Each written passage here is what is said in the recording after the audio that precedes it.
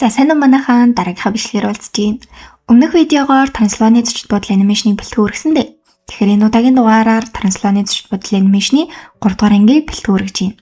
Кино маань 1897 оны үйл явдлаар эхлэх бөгөөд Дракул нь түүний найзууд галт иргэнд амхан даал зүсээ хуургачихсан зорчиж байтал гаднаас нэг хачин сахал үстэй бүдүүн эзний нөхөр ороод ирнэ. Тэгсний нөгөөх чинь бие бол та нарын донд мангас байна уу үгүй юу гэдгийг шалгаад та нарыг авардаг манай гэр бүл тийм зүйлс хийж ирсэн нэтэр гээд хачин юм ярьж байснаа шүдэнд зуртал манай эд айж цочоод зогтд юм да. Драк бусдыгаа багооноос түлхээд за хөгшөө одоо болчихл доо. Би танаа өвөө аав гэд бүгдийг нь ялсан. Одоо наад ус онзонгоо марчхал та гэснээ хулган болж хувраад өнөөхөн ч мөчөөгөө өгөхгүй Дракийн хойноос хөгөөд л байдаг за. Ер нь бол иймэрхүү үйл явдал байнга давтагддаг бөгөөд Драк байнга ялдагч өнөөхөн даанд шантардаггүй гар юм билээ л дээ. Одоо цаг болж мангасууд хүртэл хоорондоо гэрлэхдээ хормын аслал хийдэг болчихсон сүйд мангас гэх юм уу хайшин нөгөө нь алга болж молоод хормын өмнөх сэтгэл готрол нэтэрч гэх шиг хачин юм болж байна оо. Мэвис сүйд мангасыг угаасаа ингэдэмаа нэтэргэж тайвшруулад хормыг нь хилэгнэ. За тэгтэл Франкштейний үеэл шин дүр гинэтгэн гарч ирээд Дракийг бүжиглэхүүл гэснээ дургу ахт нь хүчлээд байдгаа. Яг үндэ манай эдэл Дракийг 100 жил болцсонгүй гэд ингэсэн юм билээ л дээ. Дракч нэрээ болцоод үзье гээд бүр танилцдаг апаас мангасуудын зураг хараад байж байтал Мэвис орж ирээд аавыгаа сандраад байхад нь та амрах хэрэгтэй гэснээр одоо амарлаа гэд Мэвисийг хөөгд гаргачихнаа. Мэвис нэрэл бидэнд амралт хэрэгтэй гэж бодоод тэд нар бөөндөө мангасуудын онгоцоор аялалд гардаг за. Уг нь Мэвис бараг л хүн шиг болоод байсан чи эргээд мангасын амьдралдаа орцсон юм шиг байгаа юм. Сонгож явж байгаа онгоц энтрийг нь хараад ахгүй юу? Ядаж ахад Дэнис амар том нохотой болчихсон нөгөөхөө бас нууцаар аваад явж ивэл яах вэ? За тэгээд бөө юм болж зорсон газраа ирлээ гэтэл Бермудын гурвалжин дээр ирчихсэн гурвалжин дотор нь бөөн сүрсэн онгоцнууд давхарлагдаад өргөдчихсэн мангасууд энд амарч мангасуудын хөлөг онгоц дээр суух юм билээ л дээ. Драк эн чин бараг л усан дээрх зочид буудал байна. Шаал дэмий ирлээ гэтэл Мэвис та ээжээс хойш хөвжөлдөж буудлаасаа гарсангүй. Тиймээс энд амраад аваа л гэдэг. За тэгтэл тэднийг нэг цагаан хувцастай хүүхэн гинэд гарч ирээд угтаж авах бөгөөд Драк нөгөөхий чинь хараад шууд дурлааски. Өнөөх цагаанаа чинь бүх мангасуудтай үнэхээр ээлдэг харьцаад байх бөгөөд энэ нь нэг л сонин сэжиг төрүүлээд байсан чинь нэг нь нууц хоромжинд ортол киноны ихэнд гардаг мангасуудын ангуучийн ач өхөн байдаг зам. Хорон санаад мангасын ангууч чинь өөрийнхөө ажиллагаагүй болсон эрхтнүүдэд хөрөмжөөр солилцсон хагас робот болчихсон байдгаа. Тэр хоёрын зорилго бол мангасуудыг Атлантис руу аваачаад тэнд байгаа маш хүчтэй төхөөрөмжөөр бүх мангасуудыг нэгэн зэрэг устгах зорилготой юм билээ.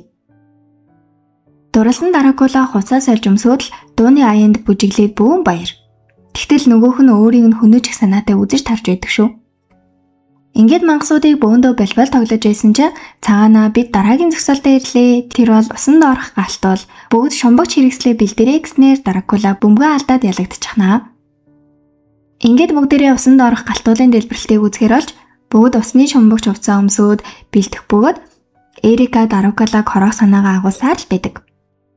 Дракула үүнийг нь мэдэж байгаа ч юм байхгүй Эрикаг тэрврээд нэг хөрхэн зураг даруулах гэж байтал өнөөхөнд хөрөмжнөөсөө өсөж гараа тэр үйлдэл зурганд үлдчих бөгөөд угийн гэрхаа зангаараа манай Мэвис сэжиглээд эхэлдэг за.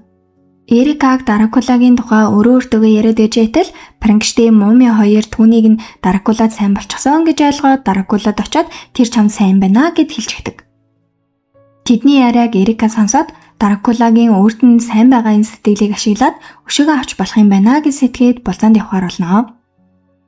Манай хоёр нэг өөрхөн аав ээжийнхээ тухай сэтгэлээсээ ярилцаад байж байтал Мэвис тэднийг болцож байгаа гэдгийг хүүгээсээ мэдчихэд ирж уурлаад тэдний болцоог буснуулаад хайчхнаа.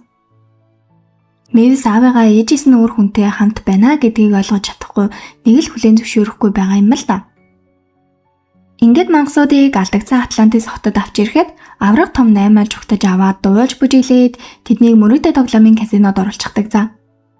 Эрикагийн үйлдэл нэг л хачин байсан тул Дракула Эрикагийн араас дагаж явах бөгөөд харин Дракула тэр хоёрын үйлдэл хачирхалтай байсан тул Мэвис тэр хоёрын араас дагаад явнаа. Ингээд Эрика нууц хонглоор ороод усан доогоор явсаар нэг зүйл олох бөгөөд санамсаргүй нэг чулуун дээр гიშгтэл өнөөх нь өөрийнхөө аж таарад ингээд өглөө гэж бодтол Дракула түүнийг аварсан байдгаа. Тэгснэ өө чи миний амийг аварлаа. Одоо би боломжтой байна. Тэр зүйл манай өвөөгөөс өглөгдөж ирсэн юм байгаа юм. Тэрийг аваад болоо нэтэр гэснээ дахиад нэг чулуун дээр гიშгтэл ийм юм болно.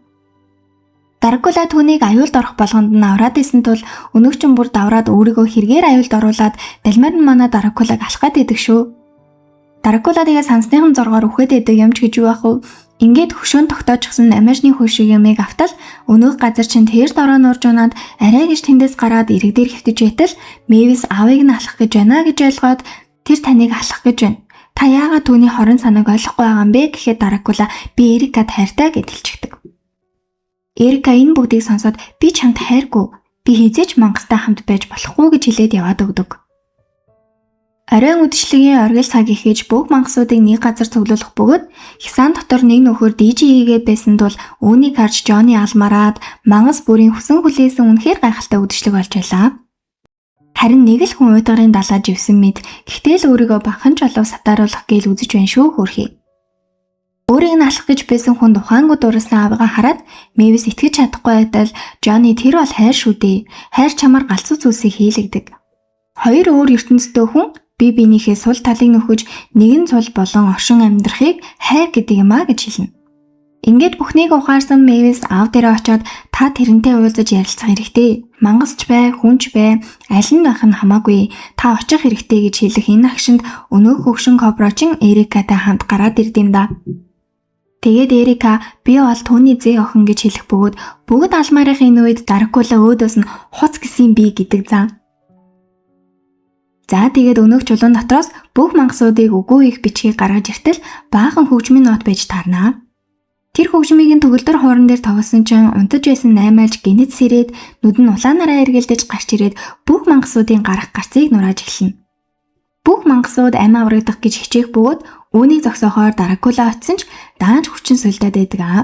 Энэ үед Эрика наймаажны нүд рүү зогсноор Дракула суллагдах бөгөөд ухаангуу доошоо унсан Дракулаг Эрика барьж аван хамтдаа хавцлаас унчихнаа. Хавцлаас дүүжлэгдсэн байж байхдаа Эрика өвөөдөө хандан мангасуудын тухай таны бодол буруу байсан. Дракула миний амийг аварсан. Мөн би түүнд хайртай болчихсон гэдэг. Ингээд наймааж тэр хоёрыг зохиж унгахад Мэвис тэр хоёрыг аварснаар Жони тэр хөгжим наймаажийг удирдах байгаа юм байна гэсний хамаг юмаа гаргаж ирээ DJ тулаан хийхэр болдгоо. Тэгээд бид сайн хөгжим ашиглаж тэдний хорон санаад хөгжмийг дийлж гарах ёстой гэдэг. Нэрнгээсээ л хөгжмийг тоглуулад ихэсэн чинь наймааж маань зүгээр болж байна шүү. Тэгтэл нөгөө талаас хорон санаад хөгжмөө тоглоол наймааж бүр сүүлдээ нэг солигдоол нэг болол амар ядарсан байхаа ч авас. Тэр үед хорон санаатны хөгжим хитрхи хүчтэй байсан тул манай хоёрыг яг идэх гэж байсан чинь макарена тавиад зогсож чаддаг ба. Наймаалж нь хүртэл бүжиглж мүжиглээд тэгсэн бүр болоогүй. Хорон санаатны нот бичсэн цаас нь хүртэл бүжиглээд өөрөө урагдаж мурагдаад инээдтэй юм болдог за. Тэгсэн хорон санаад хөгшин өөрийн мэдлгүй бас бүжиглээд байх бөгөөд тэгж байгаа доош ангал руу унахад Дракула түүнийг аварнаа. Бэлтрийг манай Денис хоёр биедээ хайртай болчихсон. Бэлтрийг чи над руу хаар гэд Денис харин би хайр гэхэд хитрхи жоохон байна гэд гүгэд явчихдаг. Хөгшин кобра маань бөөн ухаарал болчихсон байх бөгөөд мангасууд зочид буудалдаа иргэн ирж Дракула Эрикад гэрлэг санал тавьж бөгөж өгөөд бүгд аз жаргалтай байгаагаар кино маань төгсдөг. За ингээд 3 дугаарын турш хамт байсан та бүхэндээ баярлалаа. 1-2-ыг нь үзээгүй хүмүүс байвал description хэсэгт линкийг нь оруулсан байгаа бөгөөд дарж ороод эхлээд 1-2-оо үзээд 3 дугаар ангийг нь үзээрэй гэж зөвлөж байна. Дараагийнхаа анимашнаар уулзлаа. Түр бай бай.